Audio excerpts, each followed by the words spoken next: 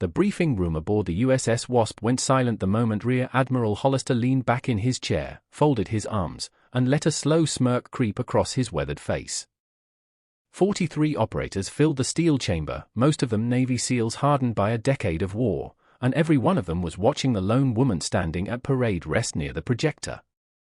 Her uniform was clean, her boots were dull from desert dust, and the silver oak leaf on her collar caught the fluorescent light like something that did not quite belong there. Hollister glanced down at her file, then up at her face, and asked the question the way a man asks something he already considers a punchline. He wanted to know her call sign. He wanted to know what the analysts back at Coronado had decided to nickname the woman they were forcing onto his strike package. The room waited. A few of the younger SEALs grinned, expecting a joke that would let the tension drain out of the briefing. Lieutenant Commander Claire Ashford did not blink. She did not shift her weight. She simply looked the Admiral in the eye and said two quiet words. "Night Fox." Nobody laughed. Hollister's smirk faltered for just a breath, then returned, thinner. Someone in the back exhaled too loudly. The youngest operator in the room, a kid 2 months out of BUD-SES, leaned toward his teammate and whispered something that nobody else could hear. Outside, the wind off the Arabian Sea pushed against the hull of the ship. What kind of officer walks into a room full of Navy SEALs and answers a joke with a name that silences command itself? And if you had been in that room that night, would you have believed her before she made you? Claire Ashford had not always carried herself with that kind of stillness. The stillness had been built, one cold morning at a time, in places most people never saw and would not have understood if they had. She had grown up in a small farming town in eastern Washington, the daughter of a wheat farmer who never raised his voice and a mother who taught second grade for 31 years. Her older brother Daniel had been the loud one, the bright one, the boy everyone expected to do something important. Daniel had enlisted in the Marines the summer Claire turned 14. He came home twice before he stopped coming home at all. The folded flag her mother received sat on the mantel for 2 years before her father quietly moved it into a cedar box and put the box in the hall closet. Claire understood, even at 15, that her father was not hiding the flag. He was protecting her mother from a grief that lived in plain sight. She did not announce her decision to enlist. She simply drove to the recruiter's office in Spokane 3 days after her high school graduation, signed the paperwork, and told her parents over dinner that evening. Her mother set down her fork very carefully. Her father looked at her for a long time, then nodded once, the way he nodded when a long winter had finally broken. Claire chose the Navy because Daniel had chosen the Marines, and she did not want her family to look at her and see him. She chose intelligence because her recruiter said she scored higher on the aptitude tests than anyone he had processed in 2 years. She chose the harder path inside intelligence because something in her refused to sit behind a desk while other people went into the dark. By 24 she had completed the Naval Special Warfare Intelligence Pipeline, a track few women had finished and fewer still had finished at the top of the class. By 28 she had deployed 3 times, twice with task forces she was not permitted to name even to her own mother. By 32 she wore the silver oak leaf of a lieutenant commander and carried in her head the kind of operational knowledge that made admirals nervous. She had earned the call sign Night Fox during a long week in the mountains of eastern Afghanistan, where she had spent 6 straight nights tracking a high-value target through terrain her team had been told was impassable. She had not chosen the name. He told her, on the morning the target was finally taken, that she moved through the dark like something that had been born in it. She had not smiled when he said it. She had only nodded, the way her father nodded, and gone to clean her weapon. The mission that brought her aboard the USS Wasp was not supposed to involve her. It was supposed to involve a different intelligence officer, a man named Commander Pruitt, who had spent for months building the target package on a weapons facility hidden in the coastal mountains of southern Yemen. Pruitt had been pulled off the mission 72 hours before launch when his teenage daughter was struck by a car outside their home in Virginia Beach. He was on a plane back to the United States within 6 hours, and Claire was on a plane to the Wasp within 12. She had read Pruitt's package twice on the flight, then a third time after she landed. It was good work. It was thorough. It was also wrong in 2 places, and the 2 places were the kind of small errors that got operators killed. Pruitt had identified the facility's primary entrance based on satellite imagery taken during the dry season. The wet season had changed the access road. The secondary egress route Pruitt had marked as viable was, in Claire's reading, a kill zone. She did not say any of this in her first meeting with Admiral Hollister. She listened. She watched the SEAL team leaders walk through the assault plan. She noted which operators asked sharp questions and which ones simply nodded along. She made a list in her head of the men she would need to convince and the men who would never be convinced no matter what she said. Hollister was a legend in the special warfare community. He had earned a Navy Cross in the Second Battle of Fallujah. And he had spent the next 20 years building the kind of reputation that made younger officers stand up straighter when he walked into a room. He was also, Claire understood within the first 10 minutes of meeting him, a man who believed that women had a place in the Navy and that the place was not in his briefing room 3 days before a direct action mission. He did not say this. He was too disciplined to say it. He simply asked her the question about her call sign the way a man asks a child to recite a poem at a dinner party, and when she answered Night Fox, he had let the silence in the room do the work for him. She had returned to her bunk that night and sat on the edge of the rack for a long time without moving. The compartment was small and shared with 2 female officers from the medical detachment, both of whom were asleep. She listened to the sound of the ship and thought about Daniel. She thought about the folded flag in the cedar box. She thought about her father's nod. She thought about the SEAL chief in the mountains of Afghanistan, the one who had given her the name. And she thought about what it would cost her to walk back into that briefing room in the morning and tell Rear Admiral Hollister that 2 parts of his mission plan needed to change. She did not sleep. She did not need to. By 04:30 she had her notes organized, her imagery printed, and her arguments rehearsed. By 0500 she was standing outside the Admiral's stateroom, waiting for him to finish his first cup of coffee. Hollister did not invite her to sit down. He stood behind his desk in his pressed khakis, looked at the folder in her hand, and asked her what she wanted. Claire told him, in the flat professional cadence she had spent a decade developing, that she had identified 2 errors in the assault plan and she needed 20 minutes of his time to walk him through them. He gave her 12. He listened without interrupting, which surprised her. When she finished, he asked her 2 questions, both of them sharp, both of them designed to test whether she actually understood the terrain or had simply memorized the imagery. She answered both. He was quiet for a moment. Then he told her he would convene the team leaders at 0700 and she would brief the changes herself. She knew what that meant. He was not endorsing her. He was making her stand alone in front of men who had spent the previous evening laughing about her call sign, and he was going to watch to see whether she could hold the room.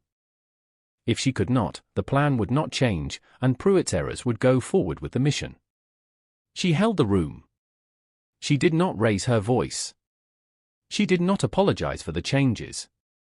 She walked through the satellite imagery the way her father had walked through a wheat field after a storm, slow and careful and certain of what she was seeing. She showed them the wet season access road. She showed them the kill zone Pruitt had labeled an egress route. She showed them an alternative she had built overnight, a route that added 40 minutes to the exfiltration but removed the team from open terrain during the most vulnerable phase of the operation. The senior SEAL team leader, a master chief named Bowen, asked her how confident she was in the new route. She told him 85%. He asked her what the other 15% looked like. She told him, honestly, that the new route passed within 2 kilometers of a village that had shown intermittent hostile activity in the previous 6 months. And that if the village had been infiltrated by the weapons network, the team could face contact on the way out. Bowen looked at her for a long moment. Then he turned to Hollister and said, in the dry voice of a man who had spent 22 years in the teams, that he would rather take an 85% route with a known risk than a 100% route through a kill zone. Hollister nodded once. The plan changed. Claire did not feel triumph. She felt the cold, steady awareness she always felt when a decision was made that put men into danger, even a decision that reduced the danger. She knew that if the village turned out to be hostile, the 15% would belong to her. She knew that if anyone died on the new route, the SEALs would remember her name and not in the way the chief in Afghanistan had meant it. She spent the rest of the day in the intelligence vault, refining the route, building contingency plans, and pulling every piece of recent signals data she could find on the village. She did not eat lunch. She did not eat dinner. At 2200, Master Chief Bowen knocked once on the vault door, stepped inside, and set a paper plate with a sandwich and an apple on the desk next to her. He did not say anything. He just nodded and left. She ate the sandwich. It was the first time anyone on the ship had treated her like she belonged there. The launch went at 0240 local time. Claire was in the Tactical Operations Center, 3 decks below the bridge, watching the feed from the lead helicopter on a monitor that flickered slightly every time the ship rolled. She wore a headset that connected her to the Assault Force Commander, to Master Chief Bowen, and to the Admiral. Hollister stood behind her, arms folded, watching the same monitor. He had not spoken to her since the morning briefing. The infiltration went clean. The team inserted 6 kilometers from the target, moved through the dark on the route Claire had built, and reached the facility at 0337. The breach went at 0341. The first 3 minutes inside the compound were quiet, which was the kind of quiet that meant either everything was going right or everything was about to go very wrong. At 0344, the Assault Force Commander reported that the facility was larger than the imagery had suggested. There were 2 additional structures beneath a camouflage netting Pruitt had identified as a vehicle shelter. The structures were not vehicle shelters. They were a barracks and a communications hub, and the communications hub was active. Claire was already moving. She pulled up the most recent signals intercepts on her secondary monitor, cross-referenced the frequencies the team was now picking up on their handheld scanners, and identified within 90 seconds that the communications hub was transmitting to a node 12 kilometers north. The node was not on any of the pre-mission maps. It was new. She keyed her microphone and told the Assault Force Commander that he had approximately 11 minutes before a reaction force could reach the compound from the north. Assuming the node was what she believed it to be, she told him the new exfiltration route would put him within range of that reaction force during the final phase of the withdrawal. The Assault Force Commander asked her for an alternative. She gave him one. It was not in any of the contingency plans. It used a dry riverbed that ran east from the compound. A riverbed she had identified at 2300 the previous evening as a possible emergency route but had not finalized because the team had not asked for it. She told him the riverbed would add another 30 minutes to the exfiltration, but it would keep the team out of the reaction force's projected engagement envelope. Bowen's voice came over the net. He asked her how confident she was. She told him 92%. He did not ask about the 8%. He simply told the Assault Force Commander to take the riverbed. The team cleared the compound at 0358 with the package secured and no casualties. They moved east along the riverbed in a long quiet file, and at 0429 the lead helicopter picked them up at a landing zone Claire had pre-cleared 18 hours earlier as a tertiary option. The reaction force from the northern node arrived at the original compound at 0441. By then the team was 11 minutes out over the Gulf, flying low and fast toward the Wasp. In the operations center, nobody spoke for a long time.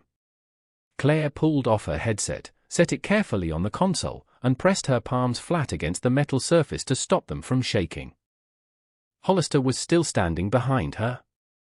She could feel him there, the way a person feels weather. He did not say anything. He turned and walked out of the operations center. The team came back at 0612. Claire was on the flight deck when the helicopters set down, standing well back from the rotor wash with her hands behind her back. She watched the operators come off the birds in the half-light, their gear heavy with sweat and dust, their faces blank in the way operators' faces always were after a long night. The package, a senior weapons engineer who had been the primary objective, walked between 2 SEALs with his head down. Master Chief Bowen was the last one off the lead helicopter.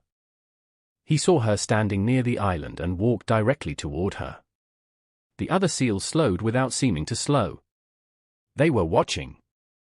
Bowen stopped 2 paces in front of her.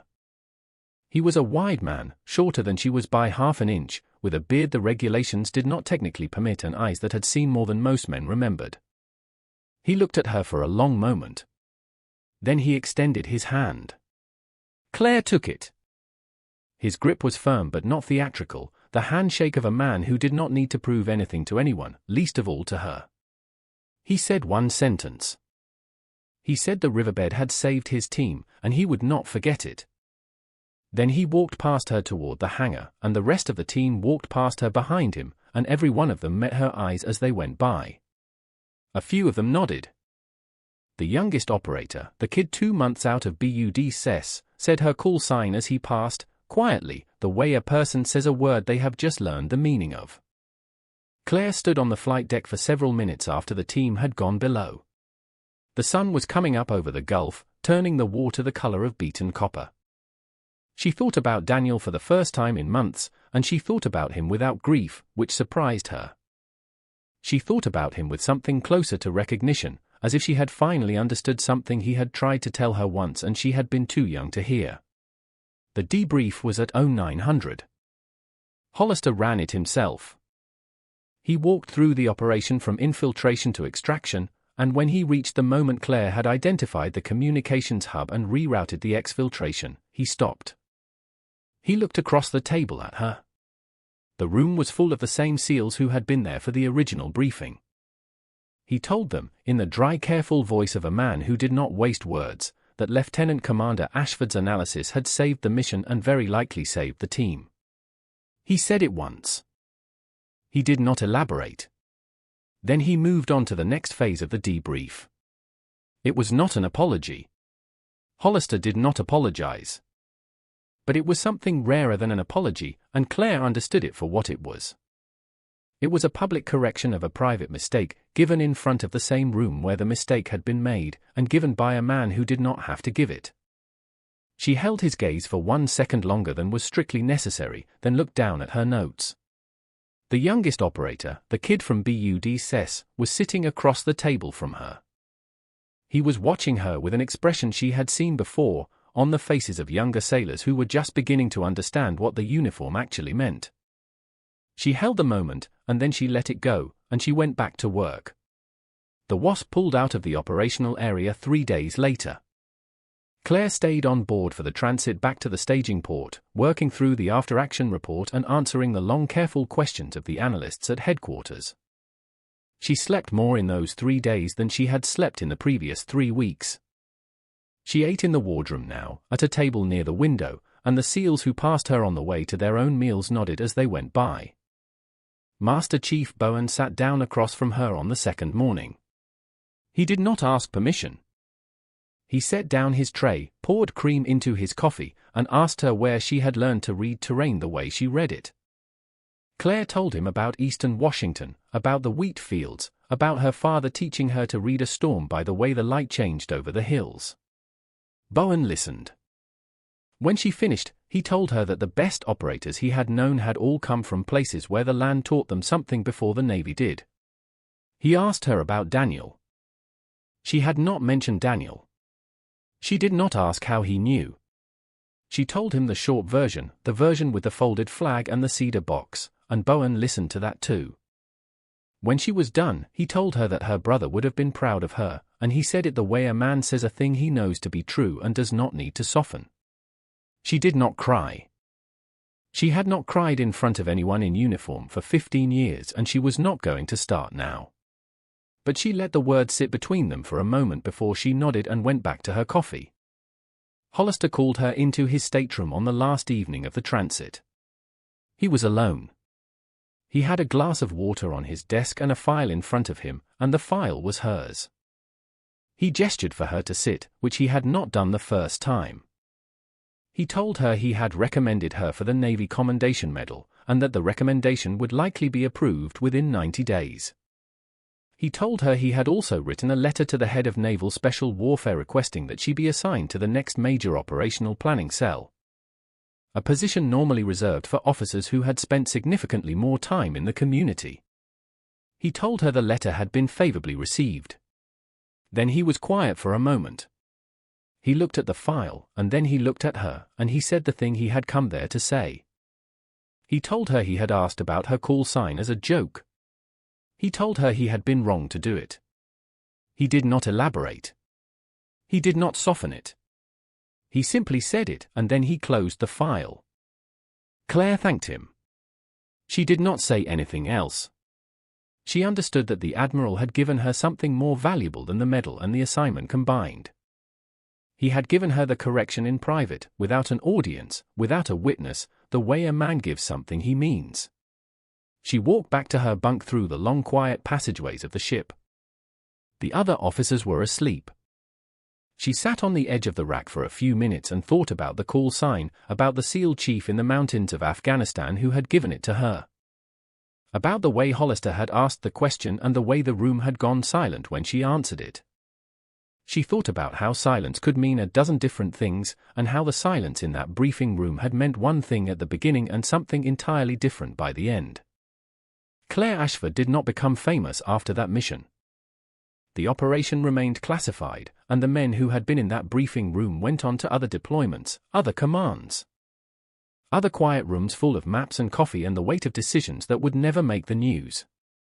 The Navy Commendation Medal was approved. The new assignment came through. She moved to a planning cell in Virginia, 3 miles from the house where Commander Pruitt's daughter was learning to walk again, and she went back to work. But something had changed, and the men who had been in that room knew it had changed, and they carried the knowledge with them into the rest of their careers. Younger officers who would never meet her would hear her call sign mentioned in a briefing somewhere, by a master chief who did not explain it. And they would understand without being told that Night Fox was a name that had been earned and not given. What Claire's story shows is something the military learns slowly and forgets easily. Courage is not always loud. Strength is not always obvious. The person standing at the back of the room, the one being underestimated, the one being asked a question as a joke, is sometimes the person whose preparation and discipline will hold the line when the line begins to break. The uniform does not care who is wearing it. The mission does not care who is planning it. The terrain does not care who is reading it. What matters is whether the work has been done, and whether the person doing it has the patience to keep doing it when no one is watching and no one is offering applause. Claire had learned that from her father, in the wheat fields of eastern Washington, long before the Navy taught her anything. She had learned it from her mother, who had folded a flag and kept teaching 2nd grade. She had learned it from Daniel, whose silence in the cedar box had said more than any speech. And she had learned it from the SEAL chief in the mountains of Afghanistan, who had watched her move through the dark and given her a name that did not feel like hers until the night she stood in front of a rear admiral and said it out loud. For every woman who has ever walked into a room and felt the air change before she opened her mouth, for every soldier who has been measured by something other than her work, for every officer who has been asked a question as a joke and answered it with the truth, the story of Night Fox is a reminder. The silence that follows your name is not always doubt. Sometimes it is the sound of a room realizing it was wrong. And sometimes, if you have done the work, and if you have kept the discipline, and if you have carried the weight without complaining, that silence becomes the most powerful thing in the room. It becomes the moment everyone remembers. It becomes the night command went quiet, and a woman they had underestimated stood at the front of the briefing, and the war they thought they understood looked a little different in the morning.